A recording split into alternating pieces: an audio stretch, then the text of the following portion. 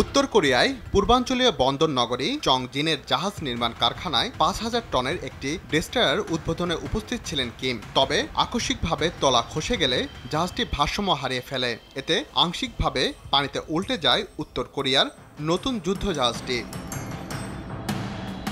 এই দুর্ঘটনার জন্য জাহাজটির নকশার সঙ্গে জড়িতদের জবাবদিহিতার আওতায় আনার ঘোষণা দিয়ে কিম জং উন জানান, এই ঘটনা উত্তর কোরিয়ার জাতীয় মর্যাদা ও অহংকারকে ব্যাপকভাবে ক্ষতিগ্রস্ত করেছে। আগামী মাসে দলের প্লেনারি বৈঠকে বিষয়টি উত্থাপিত হবে এবং সেখানে আলোচনা করে ব্যবস্থা নেওয়া হবে। যুদ্ধজাহাজটিকে দেশের নৌবাহিনীর আধুনিকায়নে ব্রেক থ্রো আখ্যা দিয়েছিলেন কিম।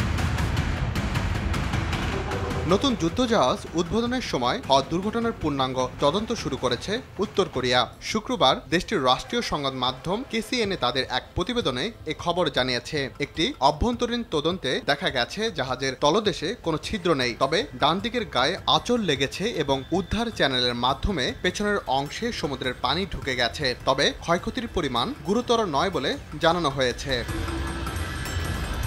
তদন্ত কমিটিকে দুর্ঘটনার কারণ ও দায়কে খুঁজে বের করার নির্দেশ দেওয়া হয়েছে। দুর্ঘটনায় কোনো হতাহতের ঘটনা ঘটেছে কিনা সে বিষয়ে কিছু বলা হয়নি। দক্ষিণ কোরিয়ার সেনাবাহিনী বৃহস্পতিবার জানায়, দুর্ঘটনার পর যুদ্ধজাহাজটি পানিতে এক পাশে হেলেছিল।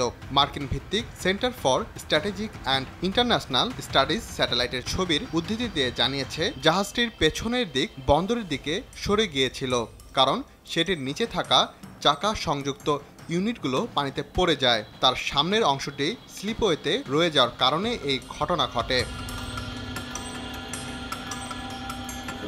চংজিনের ওই শিপওয়ার্ড মূলত পণ্যবাহী ও মাছ ধরার নৌকা তৈরি করে এবং বড় ধরনের যুদ্ধজাহাজ তৈরিতে দক্ষতার ঘাটতি আছে বলে মন্তব্য করেছে সিএসআইএস। বিশেষজ্ঞদের মতে, জাহাজের ভারসাম্য ফেরাতে 2 থেকে 3 দিন সময় লাগবে এবং ক্ষতিগ্রস্ত পাশে মেরামত কাজ সম্পন্ন হতে প্রায় 10 দিন সময় লাগতে পারে। রাকিব হাসান, RTV।